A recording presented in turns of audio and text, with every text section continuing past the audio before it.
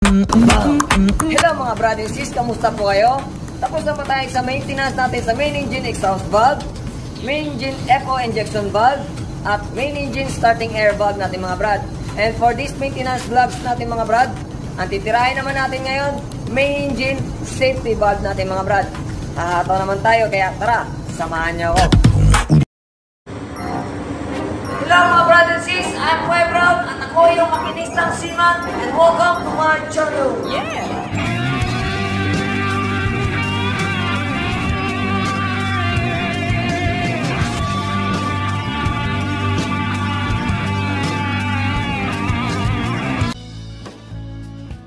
Siyempre, una-una sa lahat mga brad, magbasa tayo ng manual before tayo mag-conduct ng any maintenance. Katulad na lang sa mga sinasabi ko sa maintenance vlogs natin before. At ngayon mga brad, safety valve na main engine yung babasahin natin mga brad. At titirahin natin ito mga brad, ikakalibrate din natin. Tingnan natin yung mga sukat ng safety valve natin. Tara, ibisan na natin to. Unang-una sa lahat mga brad, lagyan natin to ng marking para pagbalik natin may reference tayo. At ma-double check din natin pagkatapos natin i-calibrate at assemble yung safety valve natin mga brad. Yan po yung marking natin. Para di din tayo mawala. Yan po. Tara, baklasin na natin mga brad. Pag baklas ng safety valve natin mga brad, dalawa po dapat ang babaklas nito kasi nga medyo matigas kung babaklasin. Kaya naman na yung isa pero mahihirapan ka mga brad. Ito po, kontrahin natin. At kapag magbaklas ka ng main engine safety valve mga brad, para ka rin ng baklas ng fuel injection valve natin mga brad. Unahin natin luwagan yung lock nut niya at pagkatapos tanggalin natin yung spring support. Yan po, luwagan natin yung lock nut. At kapag naluwang na mga brad, pwede na natin tanggalin yung spring support. Kontrahan din natin to mga brad kasi nga may spring pa to kaya lumalaban yung spring support natin mga brad. Yan po, luwagan natin.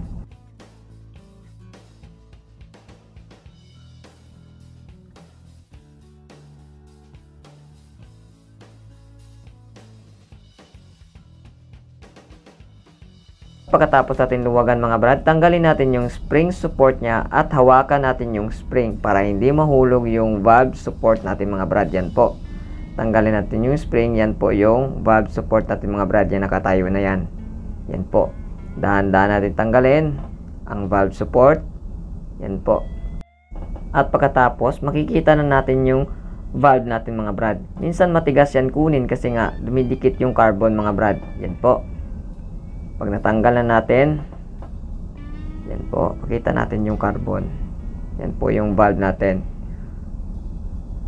See, meron siyang carbon. At makikita mo na yung valve set natin. Yan po. Medyo may carbon po. At tatanggalin na natin yung lock nut niya mga brad. Pagkatapos natin matanggal yung lock nut natin mga brad, baliktarin natin to para makuha natin yung valve set natin. At para makuha natin yung valve set natin mga brad, tatanggalin natin yung valve guide natin mga brad. At dito ko siya disassemble kasi nga medyo masikip pa yun doon sa disassemble table natin mga brad. Pasensya na po. Dito ko na lang muna siya binaklas kasi nga medyo maluwang dito at komportable kaming dalawa ng partner ko na si Andrew Galabo. Shout out si Brad. Yan po. At pagkatapos mga brad, lagyan natin ng pangontra yung joint niya para matanggal natin yung valve guide natin mga brad. At sigurado ako tuwing magbabaklas kayo ng safety valve natin mga brad, matigas yan kasi nga mainit yung safety valve natin at sigurado ako didikit yung materials kasi bakal po yan. Pero maluluwagan natin yan mga brad. Kaya lagyan natin ng extension, diskartihan natin at papaluin natin ng pabigla para matanggal o maluwang yung valve guide natin mga brad. Katulad niyan po.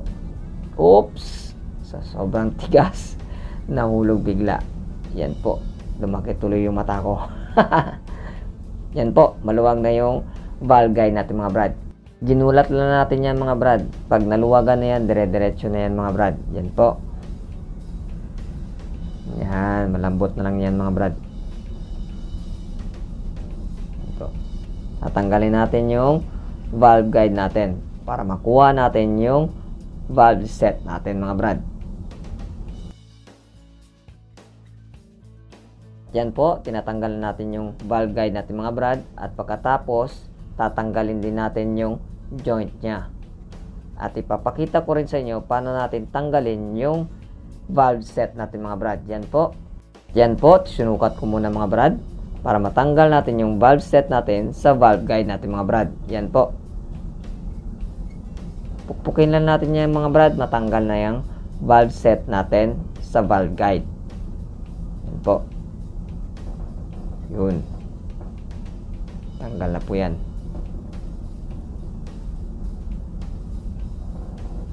Yan, tanggal na po. Yun. Naiwalay na yung valve set sa valve guide natin mga brad. At tuwing nag-overhaul ako ng safety valve natin mga brad, pinapalitan ko po to, yung valve set natin at saka yung valve natin mga brad, para safety tayo. Yan po yung bagong valve set natin. Nilalagyan ko rin yan ng compass lip kapag i-install ko na siya sa valve guide natin mga brad. Linisan muna natin para sigurado tayo na walang rumi o walang carbon na natira sa valve guide natin mga brad. Yan po. At ngayon mga brad, linisan muna natin. At habang naglilinis yung partner ko ng spare parts ng safety valve natin mga brad, ako mag-i-inspection ako sa mga spare parts din natin na nalinisan niya at yung papalitan din natin mga brad. Yan po. Ito yung valve support natin. Okay naman po, walang damage po. Yan po. Pagkatapos, tingnan din natin yung mga nalinisan ng partner ko na oiler. Yan po. Dapat malinis na malinis yung joint natin mga brad kasi diyan dumadaan yung pressure. Yan po yung valve natin mga brad. Kitang-kita naman na may tama. Yan po. Kaya pinapalitan ko yan tuwing nag-overhaul ako ng safety valve natin mga brad. Diyan po yan uupo sa valve set natin. Yan po. Yan po yung use. Papalitan natin ng bago. Ito po yung bagong valve set at yung valve natin mga brad. Yan. At pagkatapos ito mga brad, ipapakita ko sa inyo yung procedure saan papasok yung pressure sa safety valve natin mga brad. Yan po sa joint. At may packing po yan. At uupuan po yan ng valve set natin mga brad. Yan po.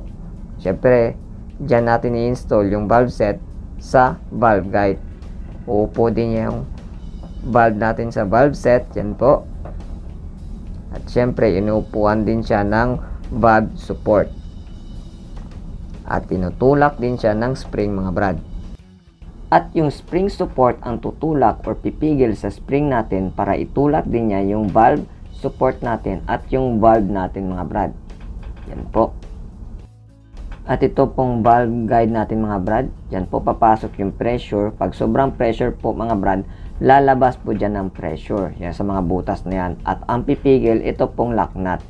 Makikita nyo yan mamaya pag pressure test natin mga brad. Or pag calibrate natin sa calibration table. Or sa testing table natin mga brad. At ngayon mga brad, inspeksyonin natin yung standard length ng spring natin. Standard length ng spring natin is 87 plus minus 0.5 mm. Ang limit po nito is 83.5 mm. Depende po yan sa model natin mga brad ha. Pero dito sa atin mga brad, ang limit po niya is 83.5 mm. Ito po yung luma is 86. Yan po. 86.5 mm. Yan po. Ang 5, yan po. 5 mm. 50. So, 86.50 mm. Ibig sabihin mga brad, hindi pa po limit yung spring natin mga brad. Kaya pwede pa siya or okay pa siyang gamitin yung spring natin. Kasi nga, 83.5 mm yung limit ng spring natin. Ito po, 86.5 mm. So, okay pa po siya.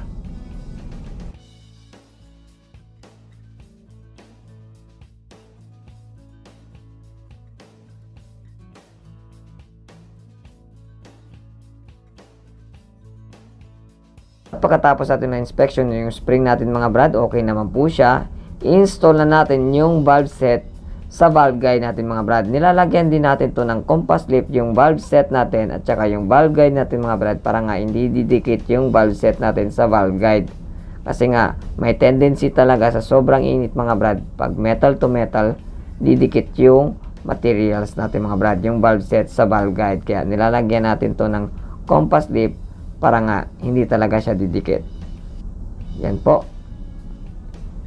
Yung iba naman mga brad, tinutulak lang tong valve set natin. At take note, wag dapat baliktad yung pag-install natin sa valve set natin kasi nga walang uupuan yung valve natin mga brad. Dapat ganito yung pag-install. Yan po. Yung iba tinutulak lang to mga brad. Yung valve set natin, may install na siya. Yung iba, bago kasi to, kaya medyo masikip. Pinupukpok natin to, pero yan yung ginagawa ko, yung lumang valve set. Yan po, para hindi madamage yung setting ng valve set natin na bago. Pukpukin natin para sigurado tayo mag-setting or papasok yung valve set sa valve guide natin mga brad. Yan po. Yan. Didikit pa yung carbon. Yan po. Kasi nga luma yung pinampukpok natin para safety mga brad. Yan po, na-setting na natin. Na-install na natin yung valve set sa valve guide natin mga brad. Yan po. At pagkatapos natin ma-install yung valve set natin sa valve guide mga brad, nilalagyan ko rin to ng compass lip yung thread ng valve guide natin mga brad. Para nga hindi didikit yung joint natin sa valve guide natin mga brad pag i-install na natin siya. At take note, huwag mo kalimutan yung packing natin mga brad. Yan po.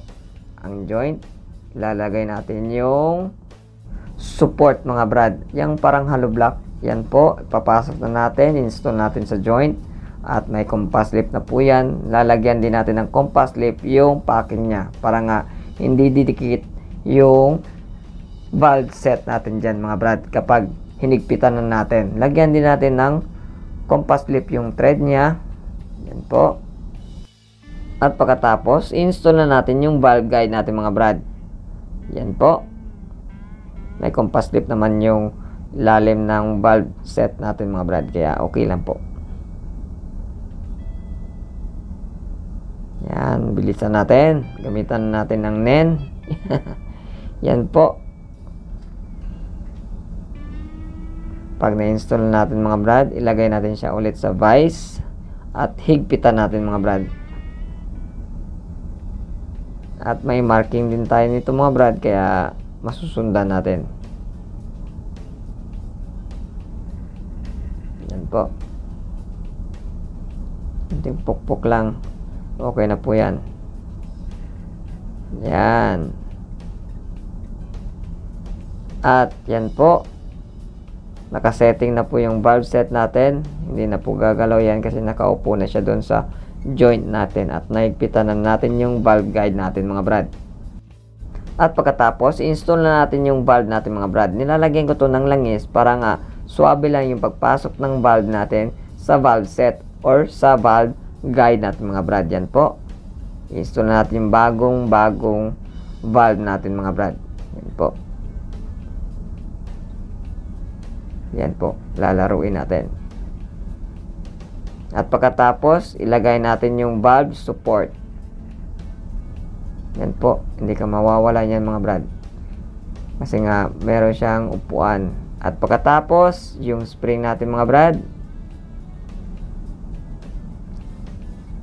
At syempre, lagyan din natin ng compass lip bago ilagay yung lock nut natin mga brad.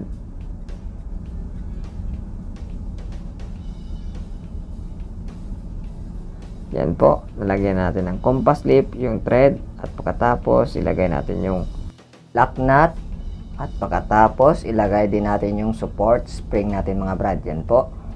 Pwede mo naman din iuna din yung lock nut mga brad. At dapat yung lock nut, yung cover niya, nasa baba po talaga. Kasi dyan lumalabas yung pressure pag i-testing na natin sa pressure test table natin mga brad. At dyan din uupo sa taas yung support spring natin. Yan po. Nahulog pa ng partner ko.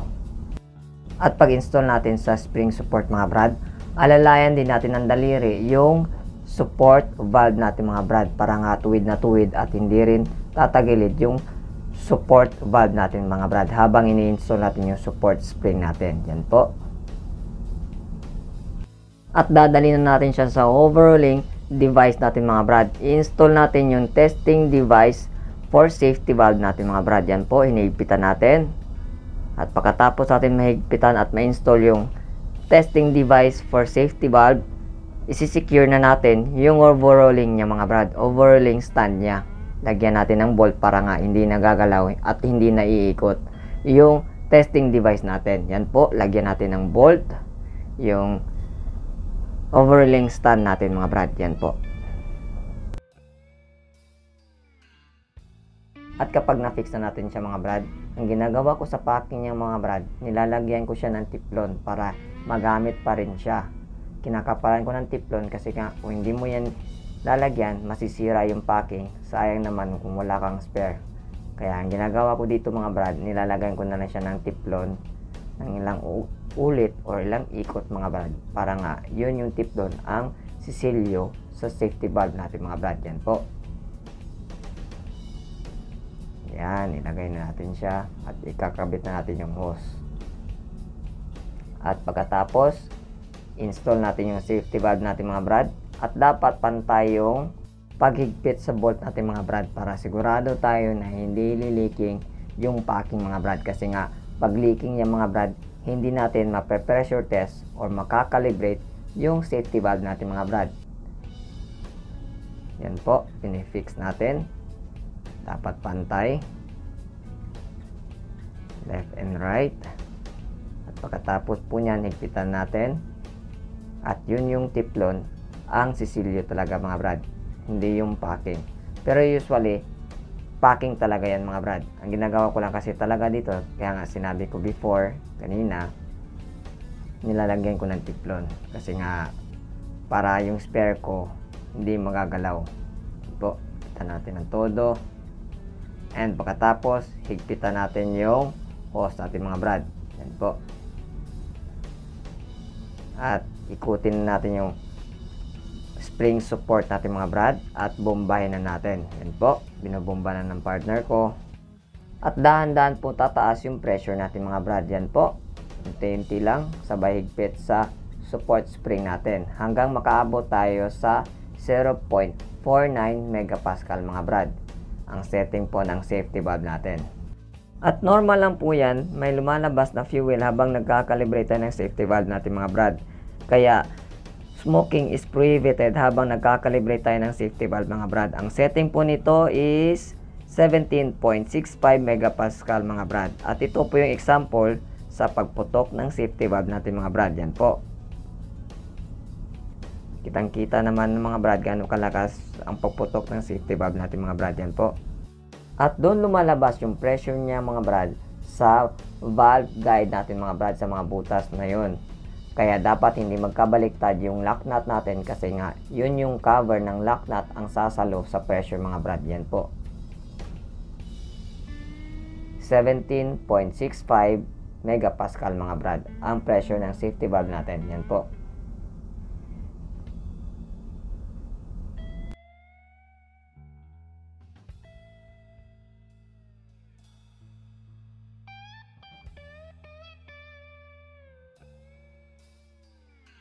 At pagkatapos natin makalibrate yung safety valve natin mga brad, dahan-dahan natin i-release yung nut ng safety hose natin mga brad. Lagyan natin ng stupa kasi nga sigurado may pressure pa yan, sisirit po yan. Yan po. Yan. Tanggal na ng partner natin. Dahan-dahan natin i-release yung pressure sa hose mga brad. At luwagan na din natin yung safety valve natin kasi nga tapos na yan na-calibrate mga brad.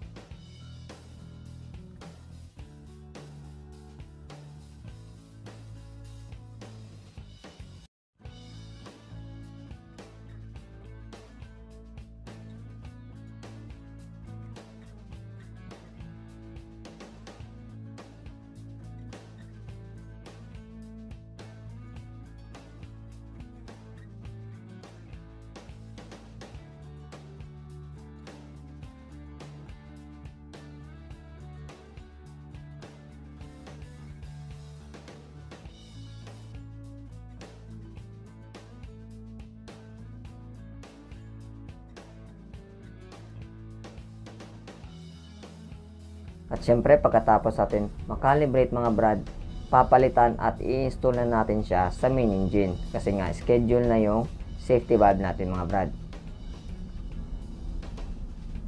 Yan po, unahin natin yung bolt nya. Allen po yan. Yung iba mga brad, may special tools yan. Ito po, ang ginamit ko na lang dito, Allen po. Kasi nga, medyo masikip yung posisyon or yung location ng safety valve natin. Yan po. Huwagan natin. Nilagyan ko rin ng marking. Yan po. At dapat pantay din yung pagigpit nito natin mga brad ha. Kasi nga sisingaw yung safety valve natin. And take note, kapag nagsingaw yan mga brad, hindi fuel yung lalabas dyan, kundi usok pong mga brad. Yung product ng combustion ng main engine natin. Kaya dapat silyado yan mga brad. At papalitan mo ng bagong packing mga brad. At paalala mga brad, huwag nyo nang uulitin o gagawin yung ginawa ko kanina na nilagyan ko ng teflon mga brad. For testing lang po yan. Kapag papalit na kayo ng safety valve at i-install nyo na sa main engine mga brad, papalitan nyo talaga ng bagong packing. Huwag yung lalagyan nyo ng teflon mga brad. Kaya bago kayo babaklas or papalit ng safety valve, make sure na meron kayong sapat na packing mga brad. Kasi nga, yung ginawa ko kanina mga brad na binalutan ko ng teflon yung packing natin mga brad, pang testing lang po yun. Pang temporary lang. Kapag nagpalit na kayo ng safety valve natin mga brad, bago talaga na packing ang ilalagay nyo mga brad. Yan po, tanggalin na natin yung packing. Nakadikit talaga yan mga brad. Kasi nga may mulikot din nilalagay yan. Yan po. Sungkitin lang natin yan. Yan po, tanggal na.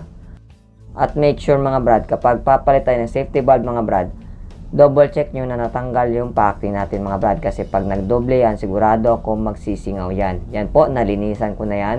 Lalagyan na natin ng mulikot bago natin install yung bagong packing mga brad. Yan po.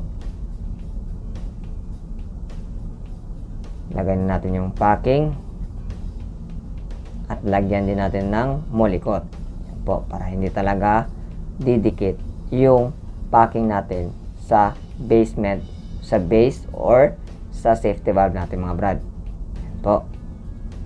Install natin yung safety valve natin. Teka lang po, inaayos ko yung camera. Sobrang makitid kasi yung posisyon dito. Lagyan natin yung safety valve. Double check natin na walang rumi or walang tinga-tinga. Yan po. Lagay natin yung bolt. At pag-igpit nito mga brad, dapat pantay para hindi sisingaw yung safety valve natin. Yan po.